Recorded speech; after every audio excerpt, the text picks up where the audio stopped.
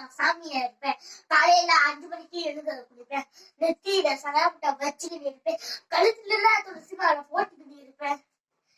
மணிக்கடல நினைச்சுக்கிட்டு இருப்பேன்.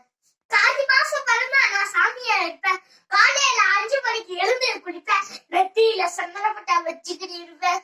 கழுத்துல துளசி மாலை போட்டுக்கிட்டு இருப்பேன். மனசுக்குள்ள மணிக்கடல நினைச்சுக்கிட்டு இருப்பேன்.